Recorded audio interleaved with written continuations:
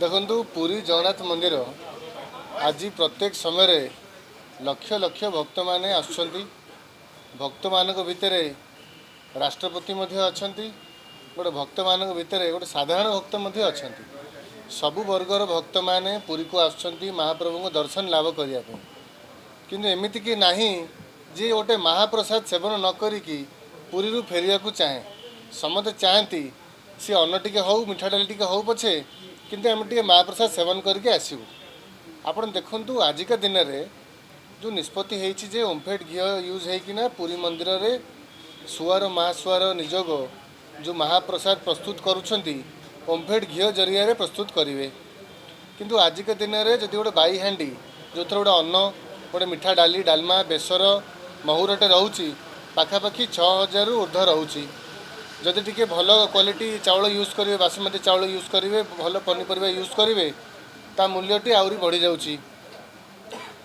जेतले सुआर महासुआर निजकर किसी सदस्य मान संगे मु आलोचना कली जे कौन करागले अबड़ा रेटी नियंत्रण को आसीबो। तांकर जोड़े कथा थिला। गोटे कथा थिला गोटे होउची झाऊ काठ जोटा कि जाळनी हिसाब रे यूज करा जाए। जेतु झाऊ काठटी मार्केट मूल्य रे से किणुछंती किसी गोटे सब्सिडाइज रेट रे पाउ नाहंती एवं हजार हजार संख्यार दरकार पड़ुची सेटा गोटे गैप रोची। ता छड़ा रहला ओमफेड घी। ओमफेड घी तांकू लिटर हिसाब रे दिया होची। जेहेतु प्रत्येक दिन 350 लिटर घी यूज होची पूरी सुआर महासुआर निजक जरिया रे यूज करा जाउची। जदि मासिकिया हिसाब करा जिवो पाखापाखि 11 टन मासको यूज करा जाउची। तांकू लिटर पिछा 543 टंकार हिसाब रे दिया होची। किंतु आपण माने जानती पुरी मंदिर रे सबु ओजन किलो हिसाब रे करा जाए। किंतु लिटर जब हम देखा गोटे लिटर हूँ 1000 ml आम जब किलो रे देखा घीटी 1000 ml लिटर घीटी आम किलो रे हिसाब कला 880 मिली माने ग्राम आसो। तेणु डिफरेन्स ऑफ ये रोचे जहाँफल कि किलोटा 610 टका पड़ जाऊँगी लोडिंग अनलोडिंग सह। से कहया कथा जदि घीटी सरकार सब्सिडाइज रेट्रे आमको जोगे देवे तेणु बहुत भल हम भक्त मैंने भल घीर महाप्रसाद पाइबे भल दर रे पाइबे एवं गोटे निश्चय गोटे घीरे प्रस्तुत करागले महाप्रसाद स्वाद आहरी भल आसो।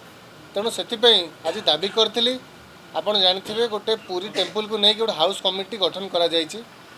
सेथरे पाखापाखि 20 रु ऊर्ध्व सदस्य माने अछंती एवं मु अनुरोध कली जेतବେଳେ परवर्ती अवस्था से जो कमिटी पुरी को जीव मंदिर परिचालना देखा जीव एवं मंदिर मैटर देखा जीव सुआर महासुआर निजकर सदस्य मान संगे आलोचना करा जाऊ एवं जो कथा कहली झाऊ काठ एवं जोड़ा ओमफेड घी जोड़ाक जदि सब्सिडाइज रेट्रे सरकार दे पारते ताले गोटे साधारण भक्त पुरी जाई महाप्रभु को दर्शन लाभ करी गोटे कम दर रे महाप्रसाद पाई जगन्नाथ महाप्रभु को आशीर्वाद लाभ करी गोटे भल परिवेश रे गोटे भल गोटे माने गोटे भल स्मृति नहीं कि पुरी रु फेरिबो। एतिकी मोर थिला आज उपस्थापन। जय जगन्नाथ। आगामी समय आगामी नुआ वर्ष पे आपण मान समस्त को मोर अभिनंदन। नुआ वर्ष पुणी देखा। जय जगन्नाथ।